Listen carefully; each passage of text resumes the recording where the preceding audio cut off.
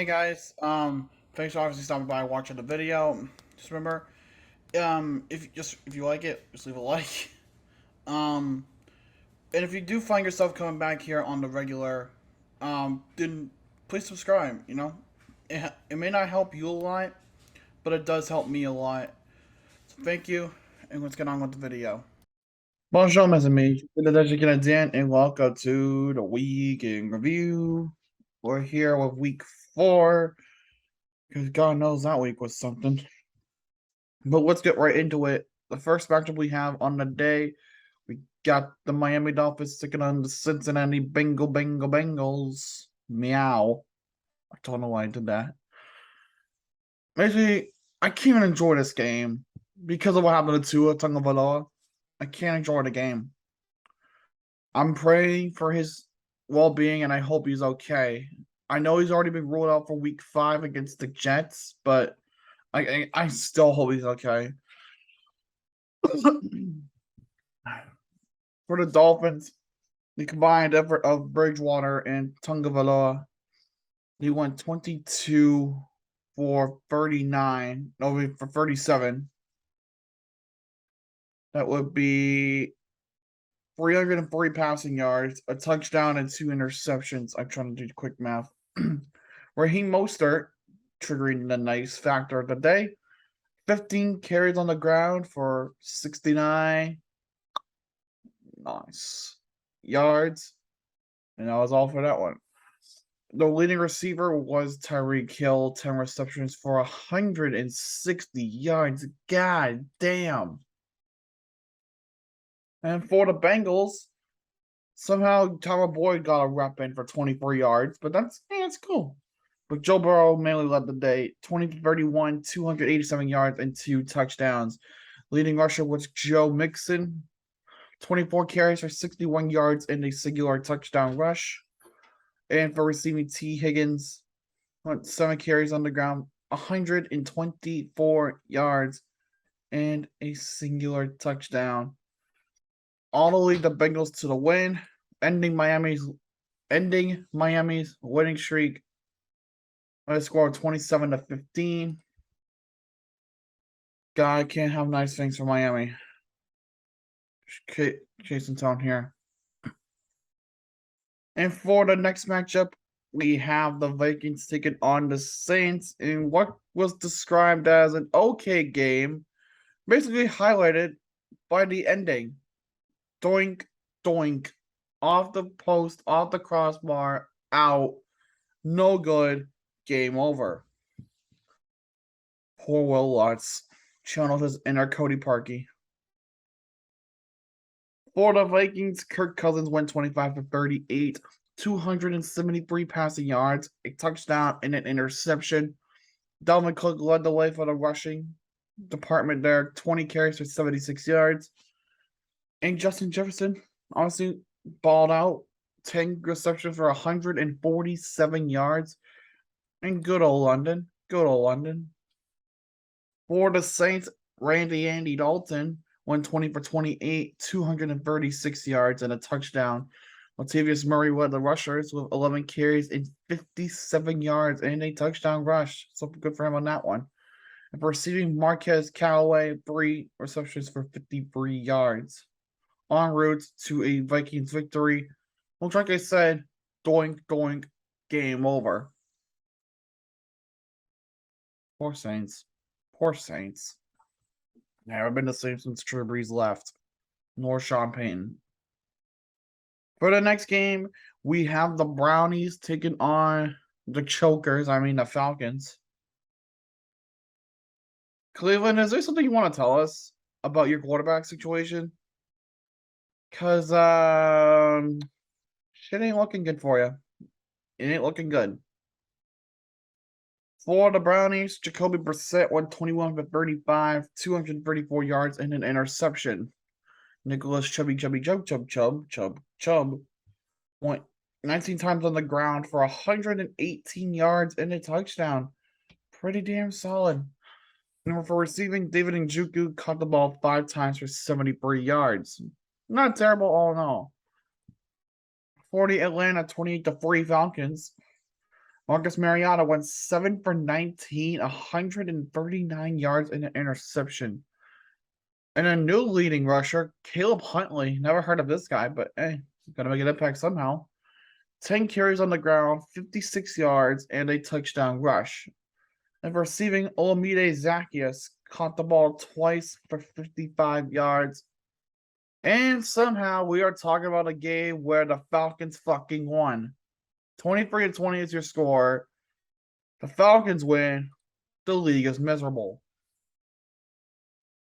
Next game we have on the dock, we have the Bills taking on the Ravens. And wait, I hear a distinct choking sound in the background. Oh wait, that choking's coming from Baltimore, who had a 20-3 lead. God damn it, Ravens! Can you not choke with the like you fucking brought us to the NFC South?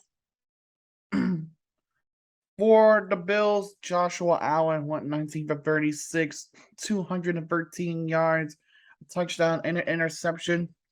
Josh Allen also proved he's a glorious running back. 11 carries for 70 yards and a touchdown run. For receiving, Stephon Diggs caught the ball 4 times for 62 yards.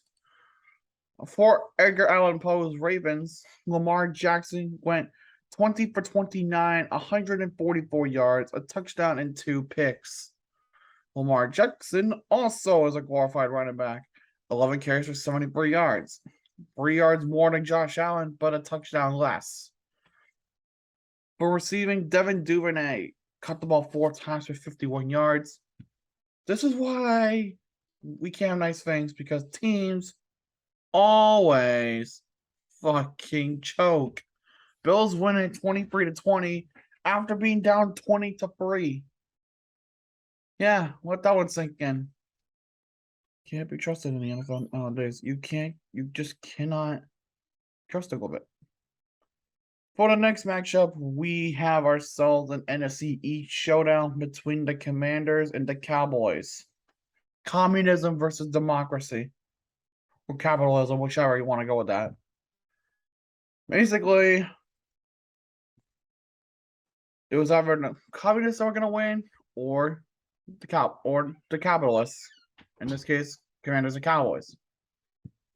For the Communist Party, Carson Wentz went 25 for 42, 170 yards, a touchdown, and 2 interceptions. For the rushing department, Antonio Gibson ran the ball 13 times for 49 yards. And for receiving, Jahan Dodson again led that receiving core, 3 receptions for 43 yards and a touchdown reception. For the capitalists, Cooper Rush went 50 for 27, 223 yards, and 2 touchdowns. Pretty damn good. Pretty damn good out of your quarterback that is supposed to be QB2. Ezekiel Elliott ran the ball 19 times for 49 yards. And for receiving, CD's Nuts Lamb, 6 receptions for 97 yards and a touchdown. Hey, that's pretty good to me. Pretty good for the capitalists to beat the communists again, 25-10, just like in the Cold War. Yes, I made a historical reference in my video. Shut up. On the next matchup, we have the Seahawks taking on the Detroit Lions. Why was this game so high scoring? Was it really because of players overachieving? What the hell happened with this game? Seriously, it was just high scoring the hell. But for those flying Seahawks, Geno Smith went 23 for 30, 320 yards, and 2 touchdowns. Pretty good. For rushing, Rashad Penny, holy shit. 17 carries, 151 yards, 2 touchdowns. Holy shit. And for receiving, DK Metcalf with another holy shit. 7 receptions for 149 yards. Jesus Christ, Seattle was balling. So wasn't Detroit. The combined effort of Goff and Fox 27 for 40, 384 passing yards, 4 touchdowns, and an interception. Holy Christ. Jamal Williams also did good. 19 carries for 108 yards and 2 touchdowns. That's fucking brilliant. But this is where, as we go on to receiving, the biggest holy shit comes from TJ fucking Hawkinson. 8 receptions, 179 yards, and 2 touchdowns. Jesus Christ. Woo! I mean, the Lions got close. I mean, Seattle wound up winning the game 48-45, but damn, this game was balling out. You go there, Detroit. You've grown. I mean, yeah, you lost, but hey, you kept a good battle. For the next game, we have a game that everybody saw coming: Chargers and Texans. The result here is just so obvious and so much of a given against this godforsaken team. It's not even funny anymore. For the Chargers, Justin Herbert went 27 for 39, 340 yards, and 2 touchdowns. Eckler led the rushing department with 13 carries for 60 yards and 2 touchdowns. All good in that department. Mike Williams led the receivers with 7 receptions rather, and 120 yards. For the Texans, Mr. Uncut Dick Neck Man, Davis Mills, 26 to 35, 246 yards, 2 touchdowns, and 2 picks. Nico Collins carried the ball on the ground. Wait, there was no rushers? Wait, so you mean to tell me that the Texans just went full receiver mode? What the fuck is this, Madden? You gotta run, right?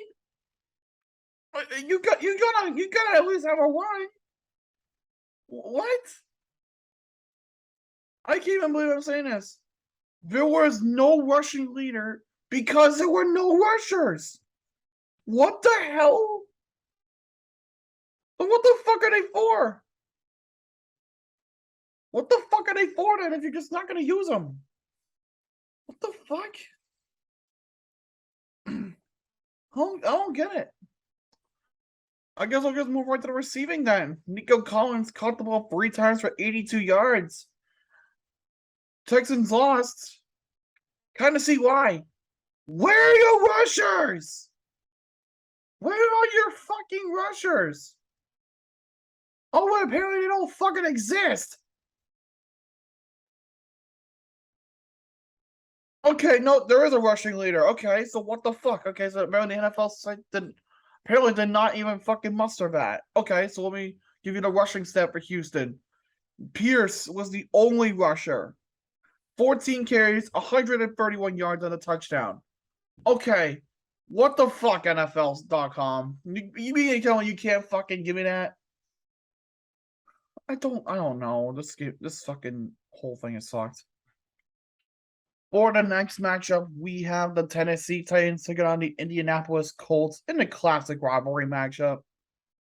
Both teams needed a win, and they'll have to kill each other for it. That's pretty much that. For the Titans, God damn it, Ryan Tannehill went 17 for 21, 137 yards and 2 touchdowns. King Henry is suddenly back all of a sudden. 22 carries for 114 yards and a touchdown. And look at that, Derrick Henry also led the receiving corps. 3 receptions for 33 yards. Pretty good. For the Indianapolis Colts, Matt Ryan went 27 for 37, 356 yards, 2 touchdowns, and a pick. Jonathan Taylor, 20 carries for 42 yards. And for receiving, Mo Alley Cox, 6 receptions, 85 yards, and 2 touchdowns. Despite that, the Colts still lost. 24-17, you still lost.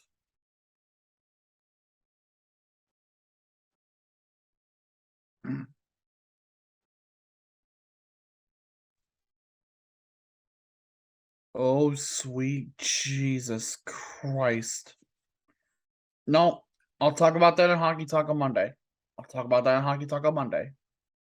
But I just make sure I know. Next up, we got the New York Giants taking on the Chicago Bears. And who sucks less? That's really all I'm going to say in this game of who sucks less. For the Bears, Justin Fields went 11 for 22 and 174 yards. No further comment. Khalil Herbert ran 19 times for 77 yards. Look at that. And for receiving, Darnell Mooney caught the ball 4 times for 94 yards. For the New York Derp Association, combined effort of Danny Derps and Tyrod Taylor went 9 for 16, 82 yards, and an interception. Saquon Barkley is still good when he's healthy. 31 carries and 146 yards, say that. And for receiving, Taylor Hudson, another new receiver, 1 reception for 18 yards. Somehow that was enough to beat the Bears. 20-12. Again, I don't know how the hell that was enough to beat the Bears, but okay. Then again, anything's enough to beat the Bears. And for an unexpectedly tough battle, we get the Jacksonville Jaguars taking on the Philadelphia Eagles. A lot of people said this is going to be a tough matchup for Philly, whereas I just gave Jacksonville a lot of shit. Was I wrong now? Was I wrong? For the Eagles, for the Jaguars, Trevor Lawrence went 11 for 23, 174 yards, 2 touchdowns, and a pick. Travis Etienne caught the ball, ran with it 8 times for 32 yards, and for receiving, Christian Kirk caught it twice for 60 yards. For those flying Eagles, Jalen Hurts caught it. God, what is wrong with me today? Went 16 for 25, 204 yards, and an interception. Miles Sanders did a hell of a day. 27 carries for 134 yards and 2 touchdowns. Pretty damn solid. A.J. Brown also looked solid, catching the ball 5 times for 95 yards. En route to an Eagles victory, 29-21. The Philadelphia Eagles, in this day and age, are the only undefeated team in the NFL. Why the hell are people going to jinx that all of a sudden? Because let's just say that ain't going to look well. Next up on the card, we got the New York Jets taking on the Pittsburgh Steelers. Pittsburgh needs help. That is all I'm saying. For the Jets, the combined effort of a motherfucker, Zach Wilson and Braxton Berrios, went 19 for 37, 254 yards, 2 touchdowns, and 2 picks. Surprisingly enough, Zach Wilson only threw 1. Yeah, receiver threw a 2-yard touchdown pass. Who the fuck could have figured that one out? For the rushing core, Breece Hall carried the ball 17 times for 66 yards and a touchdown. And for the receiving core, Corey Davis caught it 5 times for 74 yards and a touchdown. For those Steelers, the combined effort of Kenny Smallhands Pickett and Mitch Kissing Titties Trubisky went 17 for 26, 204 passing yards, 4 interceptions against the fucking Jets.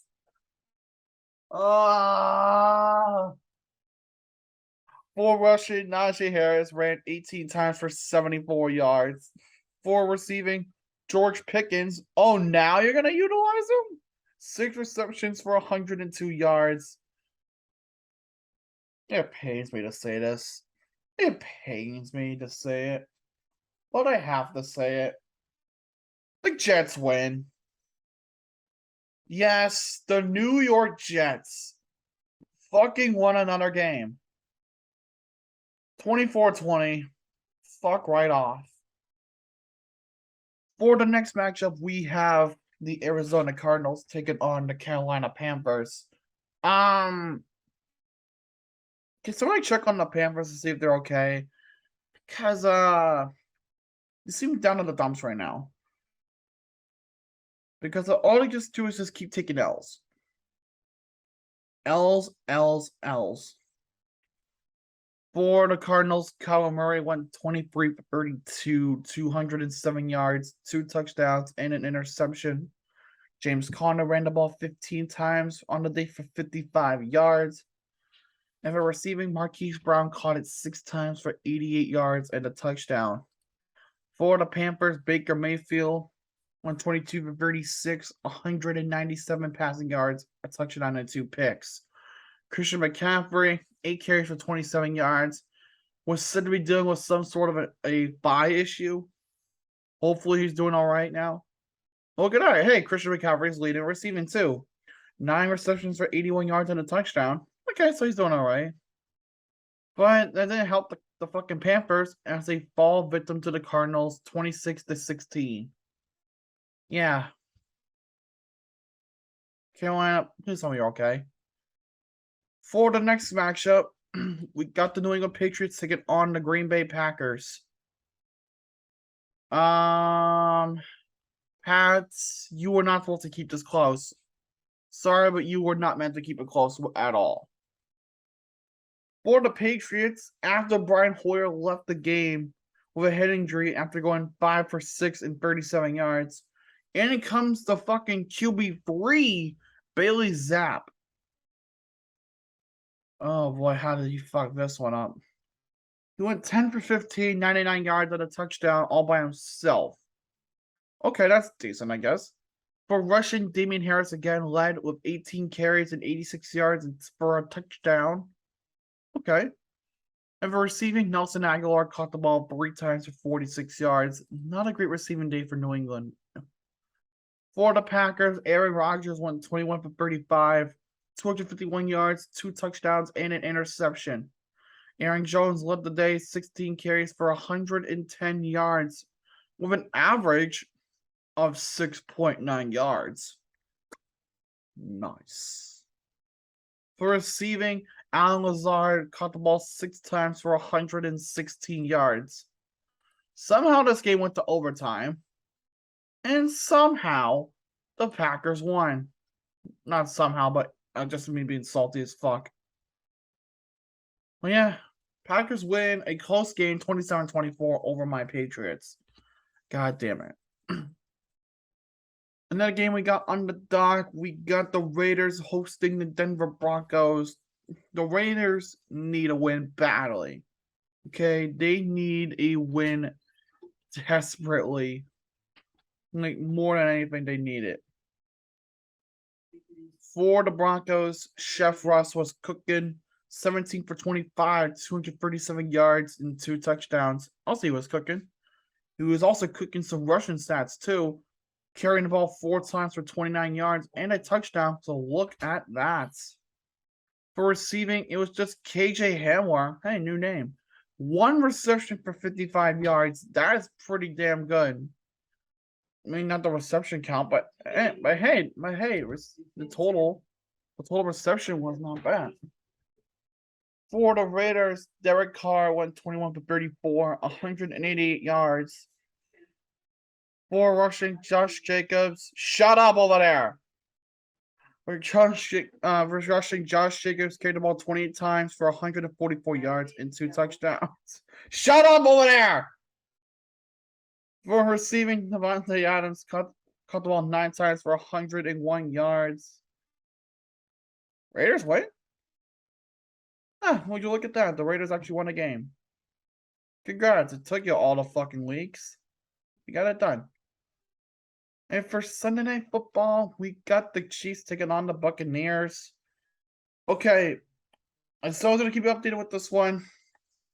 The game was played in Tampa Bay because they had to monitor it after the situation with the hurricane, and we were able to play it in Tampa Bay because Tampa Bay got pretty much escaped with minor damage and basically the dewaterization of the bay, but they made it out okay, and thus the game was able to be played at Raymond James.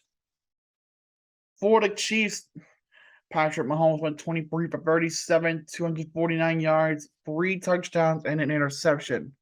Clyde Edwards-Helaire led the rushing corps, 19 carries, 92 yards and a touchdown. And for receiving, Travis Kelce caught the ball 9 times, 92 yards and a touchdown. Solid all around. For the Buccaneers, soon to be divorced Tom Brady went 39 for 52, 385 yards and 3 touchdowns. The only rushing stat that's available is Leonard Fournette carried the ball 3 times for -3 yards. We got a minus. Okay, that's a first. And for receiving, Mike Evans caught the ball 8 times, 103 yards and 2 touchdowns. Still was not enough to beat them Chiefs. My score of 41-31. Chiefs win and avenge that Super Bowl loss. And for Monday Night Football, the one that you saw the stream for last night, we got the Niners taking on the Rams in a rematch of last year's NFC title game. But this was a game that I thought was going to be more offensively powered, but wound up not being that. So for the Rams, Matt Stafford went 32 for 48, 254 yards and a single interception. Darrell Henderson carried the ball 7 times for 27 yards. And of course, there's only one man that's viable enough to lead the receiving corps for these Rams, and it's Cooper Kupp. 14 receptions for 122 yards. Help me win fantasy, though. Just saying. For those Niners, Jimmy G went 16 for 27, 239 yards, and a touchdown. Jeff Wilson had a nice night. 18 carries for 74 yards and a touchdown, including a 32-yard touchdown run. I believe that was back in the first quarter. And for receiving, Deebo Samuel caught the ball 6 times for 115 yards and a touchdown, including a 57-yarder. And that helped the Niners win the game. I scored 24-9. Literally everybody in the NFC West is 2-2. There is now a balance in the force. But that will do it for Weekly Review this week. Hope you guys have enjoyed that. If you did, leave a like, comment down below if you guys want to see me next. And that's already, and you find yourselves coming back on the regular, please feel free to hit subscribe. It'll help support the channel a lot. Well, until next time, just do the dash you can attend. Bonne nuit, et au revoir.